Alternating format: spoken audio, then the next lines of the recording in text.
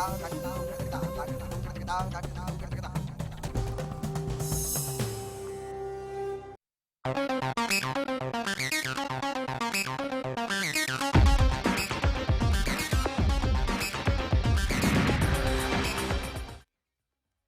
देख रहे हैं विशेष, मैं हूं आपके साथ राजीव सिंह। प्रधानमंत्री नरेंद्र मोदी ने काले धन और भ्रष्टाचार को खत्म करने के लिए नोटबंदी का फैसला लिया, लेकिन उसके बाद कई तरह के सवाल भी उठे। भ्रष्टाचारी जो हैं, काले धन कुबेर जो हैं, वो किस तरीके से अपने पैसे को सफेद करने की कोशिश में लगे हैं और प्रधानमंत्री की ये मुहिम कितनी कारगर साबित होगी, ये कई सवाल खड़े हुए हैं। और इस वजह से ये सवाल उठे हैं क्योंकि इसके कई साइड इफेक्ट भी बीच में दिखाई पड़े। विशेष में हम बात करेंगे इसी मसले पर।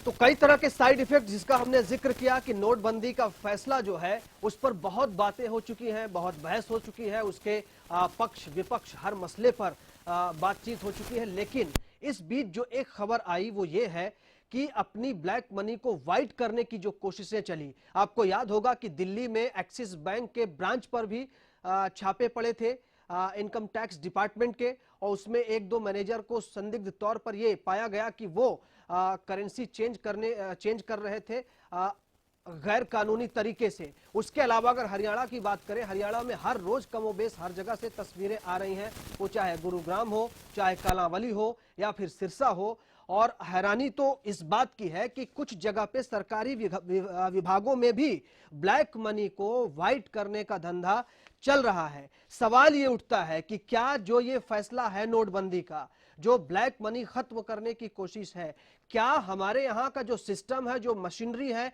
और जो एक करप्ट ब्यूरोक्रेसी है जिसको लेकर हमेशा सवाल उठते रहे हैं, क्या ये उसमें मददगार होगी कि काले धन वाले जो हैं इसको सफेद कर लें आसानी से और बच जाएं? हालांकि इतना आसान भी नहीं है, लेकिन ये जो ब्लैक को व्हाइट करने का धंधा चल रहा है, इसका खेल पूरा है क्या, विशेष में यही समझेंगे हम। ये तस्वीरें कुछ दिखा दें आपको, गुरुग्राम, कालांवाली, सिरसा। जहां पर देखिए कालांवाली में देखिए आप, सिरसा का बिजली निगम का दफ्तर है ये, जहां पर बिजली बिल जमा कराने के बहाने पुराने नोट बदले जा रहे हैं और बाकायदा इन तस्वीरों में वो नए नोट 100 के नोट दिखाई दे रहे हैं। कालांवाली की तस्वीर है जो है वो स्टेट बैंक ऑफ इंडिया की है, जहां पर नोट बदलने का मामला सामने आया, पुराने नोट देकर नए नोट लिए जा रहे हैं। वही हाल सिरसा में। मेरे साथ बातचीत करने के इस पूरे मामले पर प्रोफेसर आर.के. आर्या साहब हैं। आप इकोनॉमिस्ट हैं, अर्थशास्त्री हैं। जानते हैं आर्या साहब से कि आखिर ये जो पूरा सिस्टम है वो किस तरीके से काम कर रहा है। आर्या साहब, स्वागत है आपका। ये जो ब्लैक और व्हाइट का गेम अब चलने लगा इस नोटबंदी के फैसले के बाद, इस पर क्या कहेंगे आप? ये किस तरीके से सिस्टम चल रहा है और क्या है ये पूरा? पहली बात तो ये है कि ये जो सिस्टम था ये बिना किसी तरीके को समझे किए लागू किया गया है। इसका कोई रोड मैप पूरा तैयार नहीं था जी, और ये किसी कशिश में किया गया है। ये राजनीतिक चाल समझी जानी चाहिए कि सरकार के मन में क्या था क्या नहीं था, परंतु अर्थशास्त्री होने के नाते मैं इसके कोई भी इकोनॉमिक इफेक्ट अभी नहीं समझता हूँ। जिस तरह से जो ब्लैक मनी थी जिसको उखाड़ना चाह रहे थे, परंतु वो जो है कई तरीकों से व्हाइट में बदली जा रही है। आपने देखा होगा कि शुरू में लोगों ने गोल्ड खरीदना शुरू किया जी। गोल्ड का रेट 30,000 से 50,000 चला गया। इसके दौरान में लोगों ने लैंड को भी खरीदा। इसके अलावा जिनके जो पेंडिंग ड्यूज थे उनको उन्होंने क्लियर किया। इसके अलावा जो डिस्काउंट पे मनी बेची गई चांदनी चौक में, अहमदाबाद में, इस तरह से, और आपने देखा कि कई छापेमारी की गई कि काले नोट जो है ये ब्यूरोक्रेट्स जो है वो ले रहे हैं और उसको बदल रहे हैं। तो क्योंकि सिस्टम फुल प्रूफ नहीं था, उसमें कई खामियां थी, तो लोगों ने कई रास्ते निकाल लिए और जिसमें ब्यूरोक्रेट्स ब्लैक को व्हाइट करने का, बिल्कुल यही मैं आपसे जानना चाह रहा था कि ये जो इतना बड़ा फैसला हुआ आर.के. आर्या साहब, क्या इसके लिए जो हमारे यहाँ का सिस्टम होता है, जो हमारी ब्यूरोक्रेसी होती है, वो तैयार थी पूरी तरह? मैं आपको पहले भी अर्ज कर चुका हूं कि अगर मान लीजिए कि कोई ऐसा सिस्टम जिसको आपने पूर्ण रूप से बदलना है जी, जैसे आपने तय कर लिया कि डीमोनेटाइजेशन करना है जी, तो वो मशीनरी पूरी तरह से तैयार नहीं थी। आपने देखा कि एटीएम में नोट नहीं है, लाइनें लगी हुई हैं। इसके अलावा बैंकों में विड्रॉल का रिस्ट्रिक्शन था और ये सब चलते जो थी इनका पक्का बंदोबस्त नहीं था।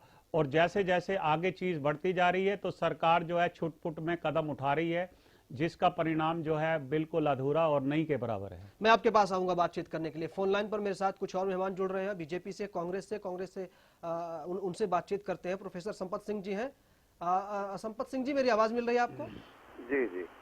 ये जो फैसला लिया गया नोटबंदी का, ये तो हो चुका सर, इस पे बहुत सारी बातें हमने की, लेकिन अब इस पे हम बात कर रहे हैं कि जो काले को सफेद करने का धंधा इसी बीच चला है। सवाल ये आ रहा है कि क्या हमारी ब्यूरोक्रेसी, हमारा सिस्टम इस पूरे फैसले को लागू करवाने के लिए और ब्लैक व्हाइट में तब्दील ना हो पाए, इसको रोकने के लिए तैयार था? यही बात प्रोफेसर आर के आर्या साहब मेरे साथ बने हुए, उनका भी कहना है कि शायद वो सिस्टम पूरी तरह से उतना प्रिपेयर नहीं था।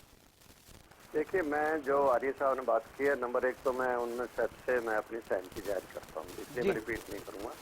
जो उन्होंने कहा, जिस तरीके से लोगों ने जो है अपना ब्लैक मनी जो यूज किया, प्रयोग में लाए हैं वो लोग, काफी बड़ी संख्या में उसको ब्लैक मनी को लेकर आ गए। लेकिन मैं इसके साथ एक चीज और जोड़ना चाहता हूँ, और मैं ये जोड़ना चाहता हूँ कि ब्लैक मनी जहाँ तक है, ब्लैक मनी कोई ब्लैक नहीं है, मनी तो वही है, सोर्सेज ब्लैक होते हैं जी। और सोर्सेज, किसी भी सोर्स के ऊपर आपका कोई अटैक जो है ना पिछले 20 दिनों में नहीं पड़ा। दूसरी बात है कि कोई बड़ा आदमी, जिसको कहते हो आप ब्लैक मनी कहते हो, कोई आदमी ऐसा नहीं पकड़ा गया। देश के जो बड़े बड़े अमीर घराने, 100 घराने हैं, अगर 100 घरानों के पास ब्लैक मनी है तो हम मान सकते हैं देश में ब्लैक मनी है। और उनके पास अगर ब्लैक मनी नहीं है तो इसका मतलब ब्लैक मनी है ही नहीं सारे देश के अंदर, क्योंकि आम आदमी के पास क्या ब्लैक मनी हो। ये सबसे बड़ी जो बात आई है, ब्लैक मनी वाला जो बात थी वो तो टोटली फेल्योर हुआ है। मैं ये नहीं कह सकता कि वो असफल हुआ है, वो फेल हुआ है बिल्कुल सर, पूरी तरह से। अर्ध सत्य नहीं है, वो पूरा सत्य है कि कहीं भी 1 रुपया जो है ब्लैक मनी का कहीं भी देश के अंदर कहीं भी नहीं पकड़ा गया। और दूसरी बात ये है कि ब्लैक मनी जो है वो लोगों के पास एक ब्लैक मनी के रूप में नहीं है, वो करेंसी के रूप में नहीं है, ठीक, वो उनके पास जायदाद के रूप में है। वो जायदाद का कोई भी रूप, जैसे वो बड़ी बात है, वो बड़ी बात है। लेकिन उस पर भी सुनाए, ये तमाम तरह की खबरें आ रही हैं कि उसको लेकर भी कुछ नए नियम और नए कानून बन सकते हैं। जी मैं बता रहा हूँ, मैं एक पुराना एक्सपेरिमेंट बताता हूँ। जब ये लैंड की बात आई थी, सरप्लस लैंड डिक्लेयर हुई थी जी, और सरप्लस के लिए कि आम आदमी, जिसको भूमिहीन आदमी, उसको दी जाएगी।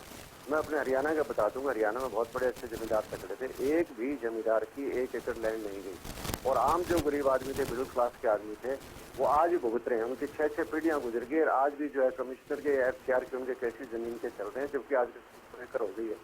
लेकिन उनके बाप दादों के पास जो है ना वो नाम दूसरा नहीं करा रखे उन लोगों ने। तो ठीक है संपत सिंह जी, मैं आ रहा हूँ, पूर्व वित्त मंत्री रहे आपके। नहीं, आप सुन तो रहे प्लीज। दूसरी बात मैं कह रहा हूँ कि इसमें किसको नुकसान हो रहा है जी? आम आदमी को नुकसान हो रहा है। आज लाइन में खड़ा है तो कोई पूंजीपति नहीं खड़ा है, कोई अफसर नहीं खड़ा है, सारा का सारा आम आदमी खड़ा है। सबसे ज्यादा मार पड़ी है तो लेबर क्लास पे पड़ी है, छोटा कारोबार करने वाले पे, लेबर क्लास पे पड़ी है। बिल्कुल, ये सवाल उठ रहे हैं। आपके इस सवाल से मेरी भी सहमति है, लेकिन उसका जवाब क्या है, ये बीजेपी और सरकार जो है, सरकार में जो लोग हैं वो भी देने की कोशिश कर रहे हैं। वीरेंद्र चौहान जी मेरे साथ है। वीरेंद्र जी, मेरी आवाज मिल रही है? जी बिल्कुल। वीरेंद्र जी क्या कहेंगे? मैं दरअसल आपको ये क्लियर कर दूं, क्योंकि बहुत सारे सवाल और बहुत सारी बहस नोटबंदी पर हो चुकी है, लेकिन मैं आज कुछ ऐसे उदाहरण के साथ ये सवाल कर रहा हूं कि कई जगहों पर जो ब्लैक को व्हाइट करने का खेल चल रहा है, जो पुराने नोट को, जिनके पास अघोषित आय कह लीजिए कि वो है, उसको बदलने की कोशिश की जा रही है। सिरसा में बिजली निगम के दफ्तर में ये खेल चल रहा था, SBI में चल रहा था, कालावली में, गुरुग्राम में से लगातार खबरें आ रही हैं। तो सवाल ये उठता है वीरेंद्र चौहान जी, क्या ये सिस्टम पूरी तरह से तैयार नहीं था इसको, इस फैसले को अप्लाई करवाने के लिए, एग्जीक्यूट करवाने के लिए? देखिए, हमने कभी ये नहीं कहा हाँ कि सरकार के नोटबंदी के निर्णय से जी सारा काला धन निकल आएगा। हमने ये भी कभी दावा नहीं किया कि इस एक बड़े इंजेक्शन से अर्थव्यवस्था रूपी मरीज की सारी बीमारियां दूर हो जाएंगी। ठीक है। हमने कभी ये भी नहीं कहा, राम जाने कैसे पूर्व वित्त मंत्री प्रोफेसर संपत सिंह ये कह रहे हैं कि कोई ब्लैक मनी वाला पकड़ा नहीं गया जी। सरकार ने कब कहा कि हम ब्लैक मनी वाले किसी बड़े को पकड़ने उसके घर जा रहे हैं? तो सर आपने कहा क्या? सरकार ने, सुनिए एक मिनट, सुन लीजिए, मैंने सबको सुना है जी। सरकार ने निर्णय किया कि जिनके पास, हमने डिमोनेटाइजेशन कर दिया, और डिमोनेटाइजेशन का कि जो काला धन लोगों के पास है वो झोपड़ी वाले के पास तो होने की संभावना है नहीं, वो काला धन बड़ी मात्रा में उन लोगों के पास है जिन लोगों जो लोग तथाकथित रूप से बड़े हैं, जो लोग लंबे समय तक सत्ता में रहे हैं, जो लोग संसद में चिल्लाते चीखते सुनाई दे रहे हैं, उन लोगों का काला धन, ठीक है, क्योंकि वो उसका हिसाब देने की स्थिति में नहीं है, उनका काला धन वहां जहां रखा है वहां रखा मिट्टी में तब्दील हो गया। ये नहीं, अभी ये भी गारंटी नहीं है सर कि मिट्टी में तब्दील हो गया। नहीं, यहाँ पर मैं थोड़ा सा करेक्ट करना चाहूंगा। ये है कि वीरेंद्र चौहान जी, आंखें मूंद रखी हैं। वीरेंद्र चौहान जी, एक अर्थशास्त्री आपके पैनल में है, आर्य साहब। नहीं, ठीक है, आर्य साहब सुनिए, मैंने सबको सुना है, आपने मुझे जोड़ा नहीं, आपको मैं पूरा मौका दूंगा वीरेंद्र चौहान जी। मैं थोड़ा देंगे, मेरा उत्तर सुनिए ना। ठीक है, बोलिए। मैंने दोनों को सुना है, बड़ी देर तक सुना है मैंने। बोलिए, आप बड़ा जल्दी अधीर हो जाते हैं। आपको अर्थशास्त्री कह रहे हैं जी, और कमाल की बात है वो इसका इम्पैक्ट नहीं देख पा रहे हैं। इस देश के बैंकिंग सिस्टम में हाँ, कितनी लिक्विडिटी आई है, ये आर्य साहब को दिखाई नहीं देता, तो अपने अर्थशास्त्री होने पर पुनर्विचार कर लें। नहीं, ये आप ऐसे नहीं, ऐसे बात मत करिए वीरेंद्र चौहान जी। सुनिए साहब, वीरेंद्र चौहान जी, वीरेंद्र चौहान जी, बहुत लोगों की समझ पर सवाल उठे इस देश में। नहीं, मेरे स्टूडियो में कोई मेहमान नहीं, देखिए, आप वीरेंद्र चौहान, आप असहमत हो सकते हैं, आपको मैं ये इजाजत कतई नहीं दे सकता कि किसी गेस्ट को आप दुनिया भर के बड़े विशेषज्ञों ने स्वागत किया है। ठीक है, वो उनकी अपनी राय हो सकती है वीरेंद्र चौहान, मैं कतई इजाजत इसकी नहीं देता कि आप किसी मेहमान को इस तरीके से बात करें। मिट्टी में तब्दील हो गए, प्रोफेसर आर के आर्य आपको जवाब देंगे। आर के आर्य साहब, मैं ये नहीं जानता कि इनका क्या बैकग्राउंड है, बीजेपी नेता है, परंतु मैं ये डेफिनेटली जानता हूं कि इनको लिक्विडिटी और ये जो शब्दों का इन्होंने उच्चारण किया है जी, इनको इसके पास में भी ये कहीं नहीं है, इनको कुछ आइडिया ही नहीं है। बेसिकली आपको बताएं कि बेसिकली या आप बोल लीजिए या मैं बोलता हूं। वीरेंद्र चौहान जी, आप जवाब सुन लीजिए, मैं आपके पास ही आऊंगा। प्रोफेसर आपने मेरे को कुछ कहा है तो मैं आपको जवाब देता हूं कि मैं आपको जवाब, वीरेंद्र जी मैं आपको जवाब देता हूं कि मैं आपको देता हूं कि आप एक ऐसे अंधेरे में हैं जिसका आपको एबीसी पता ही नहीं है, उसकी एबीसी आपको नहीं पता है, क्योंकि आपने मेरे पे कटाक्ष किया है और वो गलत है, क्योंकि आपको कॉन्सेप्ट ही नहीं क्लियर है। तो इसलिए मुझे जवाब देने दीजिए, मुझे जवाब देने दीजिए। मैं इसको 1 मिनट में स्पष्ट करता हूं बात को, मैं 1 मिनट में स्पष्ट करता हूं। वीरेंद्र चौहान जी, छोटा सा एक जवाब सुन लीजिए, पहली बात आपके पास आ रहा हूं। वीरेंद्र चौहान जी, वीरेंद्र चौहान, पहली बात जी एक छोटा सा जवाब सुन लीजिए, पहली बात तो जो लिक्विडिटी बनी है, इनको कैश रिजर्व रेशियो का मालूम ही नहीं है कि कैश रिजर्व रेशियो आरबीआई के द्वारा 4% थी अभी तक, जो कि टाइम एंड फिक्स लायबिलिटीज के ऊपर 4% बैंकों को डिपॉजिट करना होता है आरबीआई के पास, जिसके ऊपर कोई इंटरेस्ट नहीं मिलता है। और ये बीजेपी सरकार का ही फैसला है कि 100% सीआरआर किया है कैश रिजर्व रेशियो को, और जिसके ऊपर 100 के ऊपर कोई परसेंट नहीं है। वो पैसा आरबीआई के अंदर चला गया है, 8 लाख करोड़ जो है आरबीआई के अंदर। तो लिक्विडिटी का क्या मतलब है? लिक्विडिटी तब होती है जब किसी एंटरप्रेन्योर की रॉ मटेरियल में करना हो। रॉ मटेरियल तो वो खरीद रहा है रोज नकदी दे, और नकदी उसके पास है ही नहीं, सारी बिजनेस ठप हो चुकी है। अगर इस बात पे बात करते हैं, अगर आपने मेरे से कोई इकोनॉमिक इफेक्ट्स पॉजिटिव पूछे होते तो मैं वही भी बताता, क्योंकि आप मेरे को सीधा ही कटाक्ष कर रहे हैं कि मुझे मालूम नहीं है इस बात का। तो लिक्विडिटी कहां पर है? बैंकों के पास इस टाइम 0 है, सारा पैसा आरबीआई के पास चला गया है, उसके ऊपर इंटरेस्ट नहीं है। और परसों जो है जेटली ने फाइनेंस बिल पेश कर दिया है, जिसके अंदर ये कहा गया है कि 50% तो आपको टैक्स लगेगा विद पेनल्टी, और 25% आपका पोर्शन जो है वो डिपॉजिट में जाएगा, जिसके ऊपर कोई इंटरेस्ट नहीं है। ये तो बीजेपी नॉर्थ ब्लॉक में जो लोग बैठते हैं, जहां पे जेटली साहब बैठते हैं, उन्होंने ये फैसला लिया है कि ये 25% जो आप डिपॉजिट करेंगे उसके ऊपर कोई भी इंटरेस्ट नहीं होगा, और वो सीधा साधा उससे मेल खाता है कि कैश रिजर्व रेशियो को 100% कर दिया गया है कि जो भी डिपॉजिट जाएंगे वो आरबीआई के पास जाके पड़े रहेंगे। लिक्विडिटी तो अच्छी लिक्विडिटी बल्कि खत्म हो चुकी है। इंडिया के अंदर मनी सप्लाई खत्म हो चुकी है, इंडिया के अंदर मनी सप्लाई खत्म हो चुकी है, जिससे कारोबार ठप हो चुकी है। क्यों परेशानी होनी चाहिए? वीरेंद्र चौहान बहस करने में क्या दिक्कत है? वीरेंद्र चौहान भी आने वाले पैसे का एक बड़ा हिस्सा वो गरीबों के विकास के लिए खर्च करने का वो सरकार बात निर्णय ठीक करती है। है। वो ठीक है, वो ठीक उस है। मकसद पे सवाल नहीं उठ रहा है। सुनिए, वीरेंद्र जो चौहान तौर जी, उस तरीके पे मकसद बात पे हो रही कहीं है, सवाल नहीं उठाया जा रहा है। जो तौर तरीके पे बात हुई है, इन्होंने तौर तरीका कहा है। अभी तौर तरीका जब चलेगा तो मैं उसको सारा विश्लेषण करूंगा। एक छोटा सा ब्रेक ले लूं मैं प्रोफेसर एक छोटा सा ब्रेक ले लूं। प्रोफेसर आर के आर्य मेरे साथ बने हुए हैं, वीरेंद्र चौहान जी मेरे साथ बीजेपी से, प्रोफेसर संपत सिंह कांग्रेस से बने हुए। एक छोटा सा ब्रेक लेने का वक्त है। ब्रेक के बाद इन सब चीजों पे बहस करेंगे। जिस लिक्विडिटी की बात, जिसका जिक्र वीरेंद्र चौहान ने शुरू किया, जिसका जवाब प्रोफेसर आर के आर्य ने दिया, ये एक बड़ा इंपॉर्टेंट सवाल है कि जिस कैश की बात हो रही है, जिन चीजों का सवाल प्रोफेसर साहब ने उठाया, उसका जवाब वास्तव में सरकार के पास है कि नहीं। जो बिजनेस ठप होने की बात हो रही है, वो सब सारे जो है वो बड़े गंभीर मुद्दे। एक छोटा सा ब्रेक, बने रहिए हमारे साथ।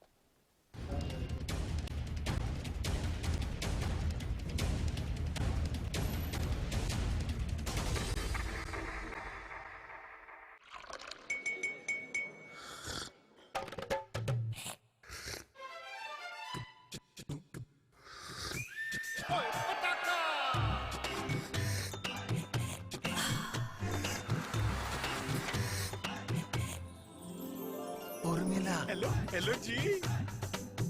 हो जाए। Thank you.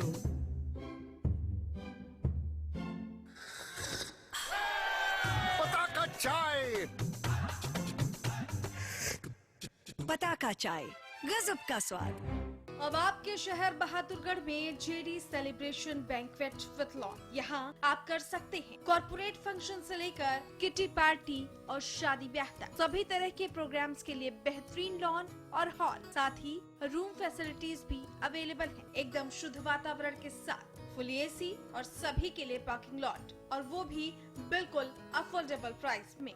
हमारा पता है दिल्ली रोहतक बाईपास के नजदीक, Jhajjar road, Bahadurgarh. Smooth driving के लिए पेश है एडवांस तकनीक से निर्मित एराबॉल लुब्रिकेंट्स। इंजन में ताकत लाए, माइलेज बढ़ाए। एराबॉल लुब्रिकेंट्स, इंजन में भर दे दम। सिरसा में अब खत्म हुआ अंतर्राष्ट्रीय स्तर की शिक्षा का इंतजार। MDLR ग्रुप लेकर आए हैं MDK इंटरनेशनल स्कूल। हरियाणा के हरित क्षेत्र सिरसा में विश्व स्तरीय शिक्षा की खास पहचान। MDK international school Cambridge university London से जुड़े सिरसा के इस पहले रेसिडेंशियल कम डे बोर्डिंग स्कूल के डायरेक्टर हैं कैम्ब्रिज एग्जाम्स के आकलनकर्ता मिस्टर लॉरेंस फ्रे। विश्व स्तरीय शिक्षा के साथ MDK स्कूल में है एयर कंडीशन कैंपस और दूसरी आधुनिक जरूरी सुविधाएं, पुस्तकों से परिपूर्ण लाइब्रेरी और एक स्पेशियस कैफेटेरिया जिसमें बच्चों के लिए मिलेगा हेल्दी खाना। MDK इंटरनेशनल स्कूल की विश्व स्तरीय खेल एवं अन्य सुविधाएं आपके बच्चों का स्वास्थ्य एवं चहुमुखी विकास सुनिश्चित करती हैं। तारकेश्वरम धाम के नजदीक रानिया रोड, सिरसा में। अधिक जानकारी के लिए संपर्क करें।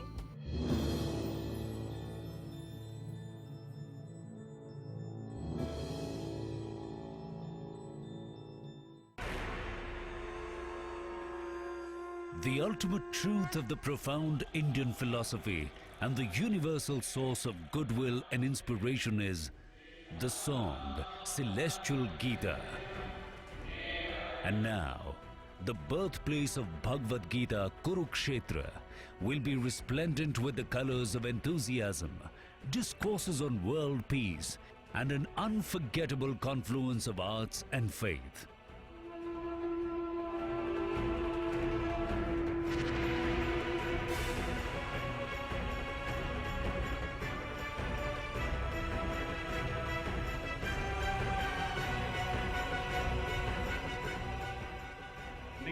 भूमि की विशेषता देखिए, युद्ध के मैदान में भी जीवन के आदर्शों का तत्व ज्ञान परोसा जा सकता है। Come, witness the mega celebrations during the Gita International Festival. We extend a heartfelt welcome to all of you. अब बहादुर बहादुरगढ़ में सुपर स्पेशलिटी ब्रह्मशक्ति संजीवनी हॉस्पिटल। 10 सालों से इस इलाके की लोगों की सेवा हम कार्यरत हैं। कंप्लीट मेडिकल केयर एक ही छत के नीचे। झज्जर डिस्ट्रिक्ट की इकलौती कैथ लैब है। 24 आवर कार्डियोलॉजिस्ट की टीम, सभी super specialist, surgeon, physician, gynaecologist, orthopaedic surgeon, paediatrician. 24 घंटे cath lab, dialysis, blood bank, CT scan, ultrasound, advance pathology lab, ENT and eye surgery भी उपलब्ध है। हमारा पता है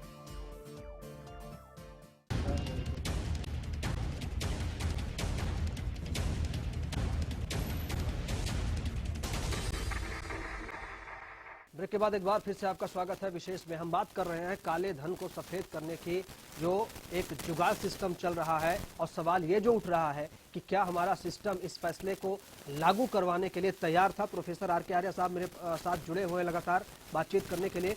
आर्य साहब, सवाल मेरा ये है आपसे, ये जो फैसला हुआ है जिसको लेकर के इतनी बहस हो गई, बीजेपी के नेता, कांग्रेस के नेता, सबकी उनकी अपनी दलील है, लेकिन इसके जो प्रॉस एंड कॉन्स हैं वो आप क्या देख रहे हैं, खासकर जब अब ये जो इनकम टैक्स जो कानून है उसमें संशोधन भी पास कर दिया गया है, और जो 50-50 का एक ऑफर भी कह दीजिए कि ब्लैक मनी को आप वो चेंज कराने का दिया गया है।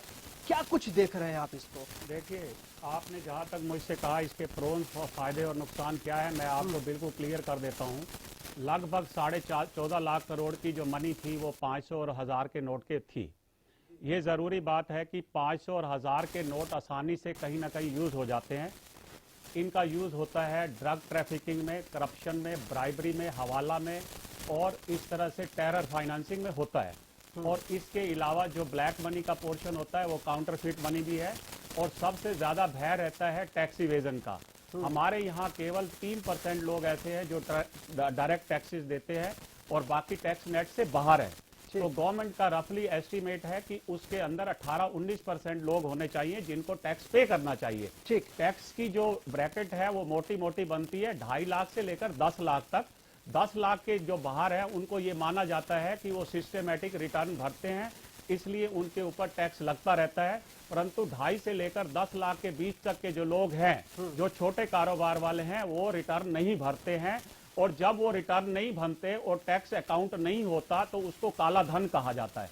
ठीक, इसके अलावा ब्यूरोक्रेट्स है, पॉलिटिशियन है, इंडस्ट्रियलिस्ट है जो प्रॉपर टैक्स नहीं देते, और वो भी ब्यूरोक्रेसी और पॉलिटिशियंस के अंदर खामियां होने की वजह से वो टैक्स नहीं देते, टैक्स नेट से बाहर चले जाते हैं। तो उसके कारण जो टैक्स नहीं जाता वो भी ब्लैक मनी में आता है। इसके अलावा जो पाकिस्तान के अंदर जो प्रिंटिंग मशीन लगी हुई है वो काउंटरफिट मनी छपती है, और उसके साथ भी टेरर फाइनेंसिंग जल्दी हो जाती है। और 500 के 1000 के नोट में AK-47 लीजिए, आर्म्स एमुनिशन कुछ भी लीजिए, वो कीजिए। ये गवर्नमेंट का पॉजिटिव स्टेप है। छोटा सा सवाल मैं इसी से जोड़कर आपसे पूछना चाहता हूं कि ये जो ब्लैक मनी के सोर्स की बात चल रही थी कि सरकार ने नोटबंदी का फैसला तो कर लिया, लेकिन ये जो सोर्सेज है ब्लैक मनी के उसको हिट नहीं किया गया। प्रोफेसर संपत सिंह हमारे साथ थे कांग्रेस से, उन्होंने भी ये सवाल उठाया, इसको किस तरीके से देखते हैं? देखिए, ऐसा है कि ब्लैक मनी का एक तरीका हो सकता है, क्योंकि जो लोग कई सालों से रिटर्न नहीं भर रहे उनसे डिपॉजिट्स मांग लिए गए हैं, क्योंकि जब आपने नोटों को आउट कर दिया सर्कुलेशन से, अब सर्कुलेशन से वो डिपॉजिट में चले गए। जब डिपॉजिट में चले गए तो वो ब्लॉक हो गए। 8.5 लाख करोड़ आज दिन तक बैंकों के पास वापस चले गए, और सर्कुलेशन में आए हैं 2,30,000 करोड़। इसके अलावा जो लिक्विडिटी सफर कर रही है, जो लोगों को रॉ मटेरियल के पैसे, जूस वाले को फ्रूट के पैसे, इस तरह से जो छोटे कारोबार के जो डेली खरीदते हैं और शाम को बेचते हैं, उनकी लिक्विडिटी अफेक्ट हुई है। परंतु सरकार को यह जानना जरूरी था कि टोटल ब्लैक मनी अगर एस्टिमेट लिया जाए तो वो रफली 50 लाख करोड़ के आसपास है, और वो ज्यादातर गोल्ड में फंसी हुई है, और शेयर मार्केट में और लैंड में फंसी हुई है। जी, यहां पर इतनी बेनामी ट्रांजैक्शंस होती है, पॉलिटिशियंस के नाम पे, इंडस्ट्रियलिस्ट के नाम पे, ब्यूरोक्रेट्स के नाम पे। आप कोई भी ब्यूरोक्रेट ले लीजिए, उनके पास 8-8, 10-10 फ्लैट है। इतनी दुनिया भर के ब्लैक जो प्लॉट आपने बुक किए हुए हैं नोएडा के अंदर, गुड़गांव के अंदर, वो किन के हैं? ये सारी बड़ी ट्रांजैक्शन है। तो वो ब्लैक मनी ज्यादातर, ब्लैक मनी जो ज्यादातर स्टॉक में चली गई, फ्लो में ये मनी थी, ये बल्कि लिक्विडिटी थी। आपके ये जो सज्जन ये कह रहे हैं कि लिक्विडिटी बढ़ गई है, लिक्विडिटी बिल्कुल नहीं बढ़ी है, बल्कि लिक्विडिटी सख्त कर ली गई है। इसके अंदर ब्लैक मनी कितनी निकलेगी, कितनी नहीं निकलेगी, वो आंकड़े बताएंगे। 25 करोड़ जो लोगों ने डिपॉजिट्स किए हैं, 25 करोड़ जो है अकाउंट में आए हैं, उसके अलावा उनको मैच करना होगा कि किन लोगों ने रिटर्न नहीं भरी, किन लोगों ने रिटर्न भरी है। उसमें हो सकता है कि तौर तरीके ठीक नहीं है तो लिटिगेशन भी हो सकता है। मैं सरकार के अहित में नहीं बोल रहा, मैं सरकार के हित में बोल रहा हूं। यदि गवर्नमेंट को टैक्स मिलता है वो तो डेफिनेटली इरिगेशन में जाता है, रोड्स में जाता है, झुग्गी झोपड़ी बनाने में जाता है, टॉयलेट्स बनाने में जाता है। ये प्राइम मिनिस्टर की एक बहुत बड़ी मुहिम है जिन्होंने ये छेड़ी है कि अगर ब्लैक मनी निकलती है, परंतु ब्लैक मनी को सिस्टमेटिकली अटैक करना चाहिए था। वही सवाल उसको आज आप देखेंगे कि डिपॉजिट्स आ गए, अब उसको रिटर्न के साथ मैच करेंगे। रिटर्न किसकी कितनी ब्लैक मनी थी, कितनी नहीं थी, कितना टैक्स उसने इवेड किया, कितनी इनकम थी, इसमें क्या निकलेगा मुझे नहीं समझ आता। यही बताएं जो सज्जन अभी बोल रहे थे कि ये बताएं कि कैसे निकालेंगे उसको।